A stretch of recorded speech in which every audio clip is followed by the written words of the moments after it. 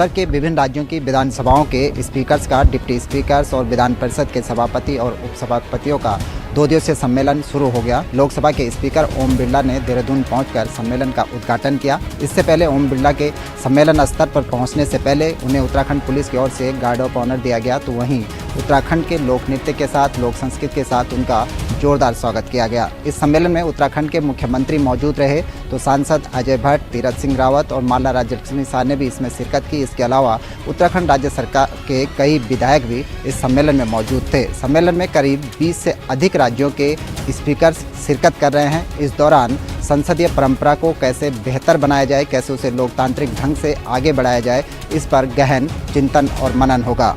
इस मौके पर सम्मेलन का उद्घाटन करते हुए स्पीकर ओम बिरला ने कहा कि उन्होंने 17वीं लोकसभा का पहला सत्र करीब 37 दिन तक चला, निर्बाध रूप से चला और इस दौरान 25 विभिन्न जो विधेयक थे वो भी पास किए गए।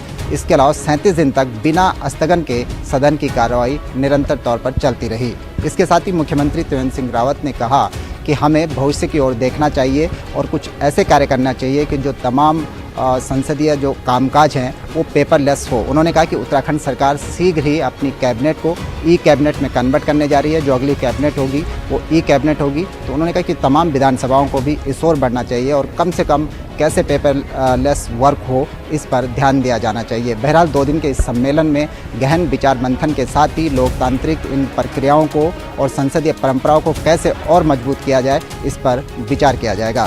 संसद की तरह विधानसभाओं में भी बेहतर परफॉर्मेंस ये कैसे हो, ये जरूर विचार करना है। और ये केवल किसी राज्य विशेष के लिए नहीं है, बल्कि हम सब के लिए बेहतर परफॉर्मेंस कैसे दे, इस पर हमको जरूर विचार करना चाहिए। कैमरा पर्सन दीपक उपाध्याय के साथ सुनील नौप्रभात, न्यूज़ 18 देहरादून। एनआरसी और सीए को लेकर मऊ जिले में हुए हिंसक प्रदर्शन के बाद पड़ोसी जिले आजमगढ़ में भी बवाल की आग सुलगते हुए मंगलवार को मिली, जहां प्रदर्शनकारियों ने पुलिस पर पथराव कर दिया। काफी मशक्कत के बाद पुलिस ने मामले को शांत कराया। वहीं पुलिस की प्राथमिक जांच में साइबर सेल को महत्वपूर्ण सुराग मिले हैं, जहां भीड़ को इकट्ठा करने और हिंसक प्रदर्शन को उकसाने के लिए सोशल मीडिया का सहारा लिया गया था। देखिए, पूरे जनपद में 144 धारा लागू है। उसके उल्लंघन में कल हम लोगों ने मुकदमा कायम किया था। जिन लोगों ने 144 का कुछ छात्रों द्वारा उल्लंघन किया गया था, उसमें कल हमने 188 के मुकदमे दर्ज किए और उसमें 10 लोगों की गिरफ्तारी की गई। ये बात भी संज्ञान में आ रही है कि कुछ लोग व्हाट्सएप और सोशल मीडिया का मिसयूज़ कर रहे हैं, उससे अफवाहें फैलाने की कोशिश कर रहे हैं। इसी संबंध में हमको ये भी वो करना है कि हम इंटरनेट बंद करने की कार्रवाई भी शुरू करने जा रहे हैं। साइबर सेल के खुलासे के बाद जिले में 2 दिन के लिए इंटरनेट सेवा बंद कर दी गई है। वहीं 30 छात्रों को चिन्हित कर गिरफ्तारी के लिए लगातार दबिश दे रही है। वहीं जिले में सुरक्षा व्यवस्था के मद्देनजर थाना पुलिस के साथ ही RAF और PSC के जवान को भी तैनात किया गया है। अभिषेक उपाध्याय, न्यूज़ 18 आजमगढ़। नागरिक संशोधन बिल को लेकर सोशल मीडिया पर फैल रही अफवाह को रोकने के लिए जिला प्रशासन ने सख्त कदम उठाए हैं। इसके तहत 156 लोगों को रेड कार्ड दिया गया है, यानी कि ये ऐसे लोग आइडेंटिफाई किए गए हैं जो सोशल मीडिया पे लगातार अफवाह फैला रहे थे। प्रशासन ने इनको ताकीद किया है कि अब आप सुधर जाएं, नहीं तो आपको गिरफ्तार कर जेल भेज दिया जाएगा। इसी के साथ जिला प्रशासन लगातार पीस कमेटियों की बैठक कर रही है और साथ ही जिले के जो संभ्रांत लोग हैं उनके साथ भी बैठक कर पूरे मामले को समझा रही है कि कहीं भी अफवाह ना फैलने दिया जाए। असल में नागरिक संशोधन बिल है क्या और इससे क्या फ़ायदे हैं और इसमें क्या होना है, ये लोगों को बताने की कोशिश जिला प्रशासन की तरफ से किया जा रहा है। यानी कि अफवाहों पर लगाम लगाने के लिए पूरी तरीके से जिला प्रशासन कमर कस चुका है। देखिए, गोरखपुर प्रशासन 2 दिन से बहुत सक्रिय से काम कर रही है, तो आप देख ही रहे हैं। खासतौर पे सेक्टर जोनल मजिस्ट्रेट से हम लोग तो सुबह से शाम तक पूरा भ्रमण करा रहे हैं। 24 घंटे ड्यूटी लगी हुई है उन लोग, 8-8 घंटे का। चप्पे चप्पे पे फोर्स भी तैनात है। हम लोग का मेजर चुनौती है सोशल मीडिया और जो इसी टाइप का जो फेसबुक, व्हाट्सएप ग्रुप, इसी का नियंत्रण रखने में। उसी में भी हम लोग का साइबर सेल बिल्कुल एक्टिव है। शायद इसीलिए लगातार मोहल्लों में पुलिस टीम और प्रशासन की जो मजिस्ट्रेट की टीम है वो भी लगातार भ्रमण कर रही है कि कहीं भी अगर कोई उपद्रवी सामने आता है और गलत मंशा से सामने आता है तो उस पर तुरंत नकेल कसा जाए। अखिलेश पांडे के साथ रामगोपाल द्विवेदी, न्यूज़ 18 गोरखपुर। नागरिकता संशोधन कानून को लेकर देश की राजधानी दिल्ली सहित अलग अलग इलाकों में हो रहे विरोध प्रदर्शन के बावजूद गाजियाबाद में कई ऐसी संस्थाएं हैं जो इस कानून को सही ठहरा रही हैं। गाजियाबाद में ऐसी कई संस्थाएं आज सामने आई और उन्होंने डीएम को एक ज्ञापन दिया। उस ज्ञापन के मुताबिक ये संशोधन जो किया गया है इस कानून में, ये एकदम सही है और देश हित में है। वहीं दूसरी ओर इन संस्थाओं का कहना ये भी है कि जो लोग इसका विरोध कर रहे हैं सही मायनों में उन्हें इस कानून के बारे में बिल्कुल भी पता नहीं है। फेसबुक और अन्य साइटों के द्वारा ही जो अफवाहें फैलाई जा रही हैं, उन अफवाहों के माध्यम से ही लोग बाग इस कानून को गलत समझ रहे हैं। आपको बता दें, गाजियाबाद में आज कई सैनिक संस्थाएं सहित सामाजिक संस्थाओं ने भी मिलकर एक मार्च निकाला और एक ज्ञापन जिलाधिकारी अजय शंकर पांडे को सौंपा। उनके मुताबिक नागरिकता संशोधन कानून एकदम सही है और देश के हित में है। इस बिल का पूरी तरीके से हम समर्थन करते हैं और ऐसे लोगों का, ऐसे कट्टरपंथियों का जो इस बिल का विरोध कर रहे हैं बिना समझे हुए, असल में ज्ञान सभी को है, सभी जानते हैं कि ये बिल जो है हिंदुस्तान के मुसलमानों के लिए किसी भी प्रकार से नुकसानदेह नहीं है। इसमें विरोध करने वालों के खिलाफ कड़ी कार्रवाई की बात भी इन संस्थाओं की तरफ से कही गई। कैमरा पर्सन शिवम के साथ अमित राणा, न्यूज़ 18 उत्तर प्रदेश। कोहरे की वजह से सर्दियों के मौसम में ट्रेनों की रफ्तार पर ब्रेक लग जाता है, वहीं दुर्घटना की संभावना भी काफ़ी हद तक बढ़ जाती है। इस चुनौती से निपटने के लिए रेलवे ने इस बार खास तैयारी की है। खास तौर पर सुरक्षा और यात्रियों के सुविधाओं दोनों फ्रंट पर रेलवे ने विशेष तैयारी की है। नॉर्थ सेंट्रल रेलवे की अगर बात करें तो इस बार पायलट जो है वो ट्रेन में अपनी सफ़र को शुरू करने से पहले एक फॉग सेफ्टी डिवाइस लेकर चलेंगे और ये डिवाइस पायलट लॉबी में मिलेगी और ये खास जीपीएस पर आधारित ये डिवाइस है जिसमें तमाम जानकारियां, वहां के मानचित्र के बारे में सभी पूरा लोकेशन उसकी जानकारी होगी और किसी भी सिग्नल से 500 मीटर पहले एक सायरन बज उठेगा और उसकी जानकारी पायलट को हो जाएगी, जिसके चलते किसी भी तरह से ट्रेनें लेट नहीं होंगी। क्योंकि कोहरे में सबसे जो प्राथमिकता हमारी रहती है कि जो यात्री ट्रेनें या दूसरी ट्रेनें हैं वो सुरक्षित तरीके से चलें। सुरक्षा के लिहाज से जो नए काम किए गए हैं वो बताना चाहूँगा मैं। सारे जो हमारे इंजन है उसमें जब ड्राइवर जाएगा तो एक फॉग सेफ डिवाइस लेके जाएगा। कोहरे में आपकी सिग्नल की विजिबिलिटी काफ़ी पुअर हो जाती है। ये जीपीएस आधारित एक डिवाइस है जो आपका आने वाला सिग्नल है उसके बारे में पहले से बता देगा, जिससे ड्राइवर अलर्ट रहे और उसको सिग्नल प्रॉपर तरीके से दिखाई पड़ जाए। कोहरे में ट्रेनों की स्पीड 50 किलोमीटर प्रति घंटे तक पहुंच जाती है, काफ़ी कम हो जाती है। इस डिवाइस की वजह से ये स्पीड 75 किलोमीटर प्रति घंटे की मेंटेन रहेगी, जिसकी वजह से समय की बचत होगी और सुरक्षा भी रहेगी। इस तरह से तमाम और एहतियात किए गए हैं। ट्रैकमैन को भी जीपीएस आधारित एक सिस्टम दिया गया है, जिसकी वजह से उनकी लोकेशन का पता हमेशा रहेगा कि वो कहाँ पर हैं, उन्होंने अपनी ड्यूटी पूरी की है कि नहीं की है। और अगर कोचेस की बात करें तो उसमें भी सेफ्टी मेजर्स जो है अपनाए गए हैं। और अगर प्लेटफार्मों की बात करें तो वहाँ पर भी ये कहा गया है कि प्लेटफार्म चेंज नहीं किए जाएंगे, कि जिसकी वजह से कोहरे में किसी तरह से प्लेटफार्म चेंज करने से भगदड़ न हो, स्टैंपिंग न हो, किसी तरह की दुर्घटना न हो।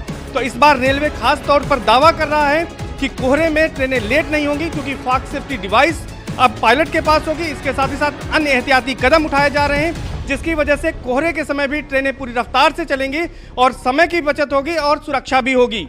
कैमरा पर्सन संजीव मिश्रा के साथ सर्वेश दुबे, न्यूज़ 18 प्रयागराज। बुंदेलखंड में चलने वाली पैसेंजरों ट्रेनों को बुंदेलखंड की लाइफ लाइन कहा जाता है। ऐसे में इस बार रेलवे के एक फैसले ने पूरे बुंदेलखंड को खुशी से झूमने पर मजबूर कर दिया है। इस बार रेलवे ने कोहरे को देखते हुए एक भी लाइफ लाइन ट्रेन बुंदेलखंड की कैंसिल नहीं की गई है, यानी पैसेंजर ट्रेनों को बिल्कुल भी कैंसिल नहीं किया गया है। इससे सर ग्रामीण क्षेत्रों में जो निवास करने वाले लोग हैं और जिनका प्रतिदिन का आने जाने का है तो उन्हें सुविधा रहेगी और वो अपना सफ़र सही समय पे सही तरीके से कर पाएंगे। लाइफ लाइन ट्रेन से क्या है कि हमारा ग्रामीण क्षेत्र काफ़ी लोग आते हैं, सफ़र करते हैं, अपना बिजनेस करते हैं, व्यापार करते हैं, तो आते जाते हैं तो उन्हें ज़िले में आने के लिए सहूलियत पड़ती है, टाइम से आते हैं। ये पैसेंजर ट्रेनें बुंदेलखंड लोगों के लिए यात्रा का एक आखिरी और सुगम साधन होती हैं, क्योंकि बुंदेलखंड में जिस तरीके से गरीबी है, बेहाली है, उसको देखते हुए पैसेंजर ट्रेनों का जो सफ़र है वो अधिकतर यात्री करते हैं। तो फिलहाल इस बार यात्रियों ने शुक्रिया कहा है रेल विभाग को कि कम से कम जो इस बार की लाइफ लाइन ट्रेनें हैं वो लगातार चलती रहेंगी। विशेष परिस्थितियों में ही लाइफ लाइन ट्रेनें यानी पैसेंजर ट्रेनों को ही रेलवे रद्द करेगा। तो अब इंतजार है कि घने कोहरा पड़ने का, अगर घना कोहरा पड़ता है तब ये ट्रेनें रद्द होंगी, वरना ये सारी ट्रेनें चलती रहेंगी। अश्विनी मिश्रा, न्यूज़ 18 झांसी। पहाड़ों में हुई बर्फबारी का असर कानपुर में भी साफ तौर पर देखने को मिल रहा है। यहाँ हाड़ कपा देने वाली ठंड से लोग परेशान हैं। अधिकारियों ने निर्देश दिए हैं कि रैन बसेरों को ठीक किया जाए ताकि लोग, जो असहाय लोग हैं, जो आश्रयहीन व्यक्ति, उन्हें अच्छी सुविधा मिल सके। मगर कानपुर का नज़ारा कुछ और ही है। यहाँ जिस प्रकार से रैन बसेरे की बात की जाए तो खुले आकाश के नीचे किस तरह ये लोग दरी और टाट बिछा के इस ठंड में गुजर बसर कर रहे हैं, वो भी तब जब पारा 10 डिग्री से भी नीचे जा चुका है। लोग परेशान हैं। आदमी के साथ साथ जानवर भी इन लोगों के साथ लेट रहे हैं। अधिकारियों का ये मानना है कि सारी सुविधाएं की गई। अगर गंदगी की बात की जाए तो इस ऐसे गंदे में फर्श पर जहाँ ना दरी है ना कुछ है, किस तरह लोग पूरी रात गुजार रहे हैं। ये टाट के बोरे साफ तौर पर दर्शा रहे हैं कि अधिकारी किस प्रकार से लापरवाह हैं। और यहाँ मौत के आंकड़े भी बढ़ रहे हैं। अगर बात की जाए पिछले 24 घंटे में 5 लोगों की मौत हो चुकी है, मगर प्रशासन कुंभकर्णी नींद से नहीं जाग रहा है। शायद उन्हें भी इंतजार है और मौत के आंकड़ों का। जर्नलिस्ट आशीष पांडे के साथ अमित गंजू, न्यूज़ 18 कानपुर। प्रदेश के ज्यादातर हिस्सों में मौसम साफ होने लग गया है। सुबह के वक्त जहां घने कोहरे की चादर में लिपटे हुए राजधानी के अलावा मैदानी इलाके नजर आ रहे हैं। देहरादून, हरिद्वार, ऊधम सिंह नगर में घना कोहरा देखने को मिलता है सुबह और शाम के वक्त। और मौसम विज्ञान केंद्र की तरफ से ये पूर्वानुमान दिया गया है कि 20 तारीख तक इसी तरीके का मौसम बना रहेगा। घना कोहरा जहां मैदानी इलाकों में छाया रहेगा, वहीं दोपहर के वक्त में गुनगुनी धूप यहां पर देखने को मिलेगी। घने कोहरे की वजह से फ्लाइट्स रद्द हो गई हैं। कई ट्रेनों को यहां पर रेलवे ने कैंसिल कर दिया है। 20 तारीख तक इसी तरह का मौसम बना रहेगा। तापमान में गिरावट दर्ज की जाएगी सुबह और शाम के वक्त। वहीं इसके अलावा 21 तारीख से मौसम एक बार फिर से बदलने वाला है और 21 और 22 तारीख को कहा जा रहा है कि फिर से स्नोफॉल देखने को मिलेगा। 23-24 को मौसम साफ रहेगा। 25-26 के लिए मौसम विज्ञान केंद्र की तरफ से कहा गया है कि एक बार फिर से ऊंचाई के इलाकों में 2500 मीटर से अधिक ऊंचाई के इलाकों में बर्फबारी की संभावनाएं देखने को मिल रही है। लेकिन फिलहाल की अगर बात की जाए 20 तारीख तक घने कोहरे की चादर में लिपटे हुए मैदानी इलाके नजर आने वाले हैं। कैमरा पर्सन राकेश रावत के साथ भारती सकलानी, न्यूज़ 18 देहरादून। धीरे धीरे बढ़ती हुई ठंड ने अपना असर दिखाना शुरू कर दिया है। मुरादाबाद में इस वक्त दिन के 3 बजे अगर टेम्परेचर की बात करेंगे तो 10 डिग्री टेम्परेचर है। नगर निगम ने, आप देख सकते हैं कि अलाव के लिए लकड़ियों का जो इंतज़ाम मुरादाबाद में किया है वो साफ नज़र आ रहा है। कहीं ना कहीं उसमें खेल हुआ है। ये जो एक जड़ें हैं ज़मीन से निकली हुई गीली लकड़ी है, अगर मैं दिखाऊंगा, और ये इसी महीने में ठंड में जलनी है। आप देख सकते हैं कि इस तरह की जो अलाव में लकड़ियों का इंतज़ाम किया गया है जो मिट्टी से पूरी तरह गीली हैं, तर है, चिपकी हुई है। ये लकड़ियाँ नगर निगम की टीम द्वारा मुरादाबाद के अलग अलग निर्धारित स्थानों पर वहाँ बैठने वाले गरीब लोगों के लिए अलाव की व्यवस्था की जाएगी। तो आप देख सकते हैं कि गीली लकड़ियाँ आई हैं और अब ये लकड़ियाँ कैसे जलेंगी। ठंड इतनी ज़्यादा है। मुरादाबाद में 10 डिग्री टेम्परेचर है। रात में ये और गिर के 5 और 6 पर पहुँच जाता है। तो जो नगर निगम की तरफ से अलाव का इंतज़ाम मुरादाबाद में किया जा रहा है, उसकी लकड़ी की जो ख़रीद हुई है उसमें कहीं ना कहीं एक बड़ा खेल हुआ है। दूसरी तरफ भी आप देखेंगे कि यहाँ ये पूरी ज़मीन से निकली हुई गीली जड़ों का ढेर लगा हुआ है जो मुरादाबाद के अलग अलग चौराहों पर लगाई जाएंगी। आप इधर भी देख सकते हैं कि यही वो लकड़ियाँ हैं, पूरी तरह से गीली हैं। नगर निगम के अधिकारियों से हमने बात करनी चाहिए, उन्होंने कैमरे के सामने आने से मना कर दिया। आप लगातार इधर मैं अपने कैमरामैन से कहूँगा दिखाएंगे ये वो जड़ें ज़मीन से निकली हुई जो अलाव के नाम पर मुरादाबाद के अलग अलग स्थानों पर गरीब लोगों को राहत पहुँचाने के लिए रखी जाएंगी, जलाई जाएंगी। क्या ये लकड़ियाँ जल पाएंगी? साफ नज़र आ रहा है कि ये सिर्फ और सिर्फ धुआं ही करती रहेंगी। तो नगर निगम के इस अलाव लकड़ी जो खरीदी गई है इसमें एक बहुत बड़ा घोटाला हुआ है और इसमें एक जांच की ज़रूरत है। वीडियो जर्नलिस्ट सागर रस्तोगी के साथ वरीश शमसी, न्यूज़ 18 मुरादाबाद। देश भर में मेरठ को स्पोर्ट्स हब के नाम से जाना जाता है, लेकिन मेरठ के इस स्पोर्ट्स हब पर नकली सामान का काला ग्रहण लग गया है। मैं आपको दिखा सकता हूँ, मेरठ का थाना टीपी नगर है जहाँ पर नकली सामान बनाने वाले कुछ लोग पकड़े गए हैं। एक स्पोर्ट्स फैक्ट्री ये लोग चला रहे थे जिसमें बैट बनाए जाते हैं, रैकेट बनाए जाते हैं, लेकिन ये बैट और रैकेट ब्रांडेड कंपनीज के बनाए जाते हैं। एसजी कंपनी के 70 बैट यहाँ पर पकड़े गए हैं और इसके अलावा यूनेक्स कंपनी के जो रैकेट है वो उनका सामान यहाँ पर पकड़ा गया है। मैं आपको दिखा सकता हूँ इन्हीं बोरों में यहाँ पर सील है ये बैट जिनको 35 इस बोरे में और 35 इस बोरे में बैठे। इसके अलावा काफी ऐसा सामान पकड़ा गया है जिससे पुष्टि होती है कि ये लोग नकली सामान यहाँ पर बना रहे थे। इसके अलावा मैं आपको बताना चाहूंगा कि ये जो सामान है ये ऑनलाइन बेचा जा रहा था, बड़े बड़े शोरूम्स पर बेचा जा रहा था और ऑनलाइन साइट्स के जरिए बेचा जा रहा था। जो कस्टमर ये समझता है कि ये असली सामान है लेकिन ये नकली सामान है। कम कीमत पर ये लोग सामान बेचते हैं, कस्टमर तो खुश हो जाता है लेकिन उसे बाद में जब इस्तेमाल करता है तब पता चलता है कि ये नकली सामान था। और यहाँ पर पुलिस की गिरफ्त में ये 2 आरोपी भी है। मैं आपको बता सकता हूँ कि एसजी कंपनी के निर्देशकों ने ही इस पूरे रैकेट को पकड़वाया है। यहाँ पर रेकी की गई, इन लोगों से ऑनलाइन बातचीत की गई, सामान खरीदने का ऑफर दिया गया, जिसके बाद ये लोग पकड़े गए हैं। लगभग एक के बाद एक इस तरह की गैंग्स का खुलासा होता है जो ऑनलाइन मार्केटिंग के जरिए अपना नकली सामान का कारोबार चला रहे हैं, लेकिन उसके बावजूद भी ये रुकने का नाम नहीं ले रहा है। पुलिस एक्टिव है, लोग जो इन्हें पकड़वाते हैं वो भी एक्टिव हैं, लेकिन काले कारोबार में मुनाफा इतना ज्यादा है कि ये लोग इसे छोड़ नहीं पाते।